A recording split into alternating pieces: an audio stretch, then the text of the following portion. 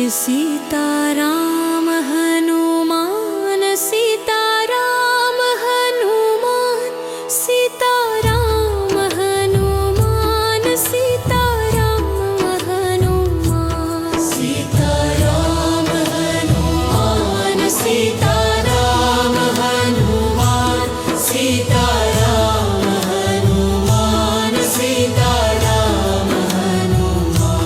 सीताराम हनुमान सीताराम हनुमान सीताराम हनुमान सीताराम हनुमान सीताराम हनुमान सीताराम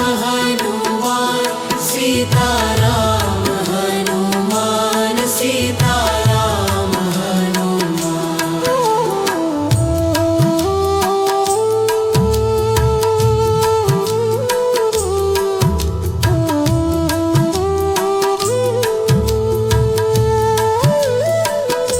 कि जय जय कपिनायक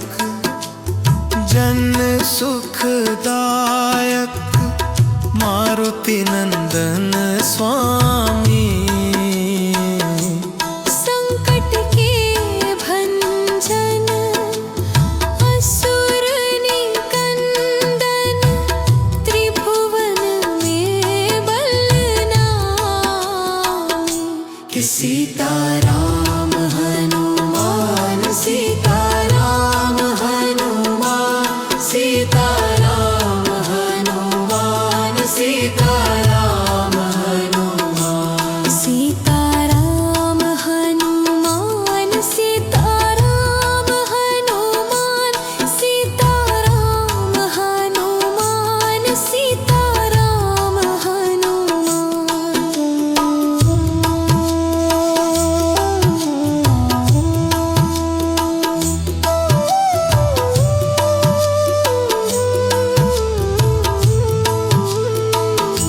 कि प्रभु राम पियारे काज संवारे प्रभु राम पियारे काज सवारे पर्वत हाथ उठाए लक्ष्मण जी आलाए शोक नाशाए लंका भस्म कराए कि सीताराम हनुमान सीताराम हनुमान सीताराम हनुमान सीताराम हनुमान सीताराम हनुमान सीताराम हनुमान सीताराम हनुमान सीताराम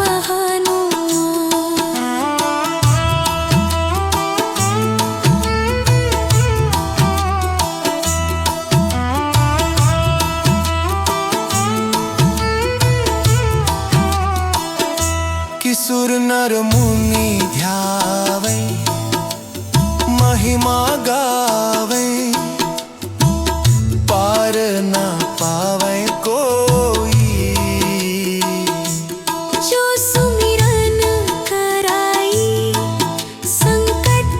टराई सब सुख संपत्ति होई सीताराम हनुमान सीताराम हनुमान सीताराम हनुमान सीताराम हनुमान सीताराम हनुमान सीताराम हनुमान सीताराम हनुमान सीताराम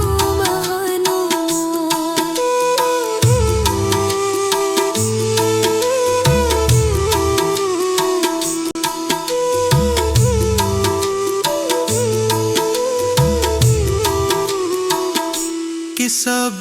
रोग नसावन अति मन भावन सब रोग नसावन अति मन भावन अतुलित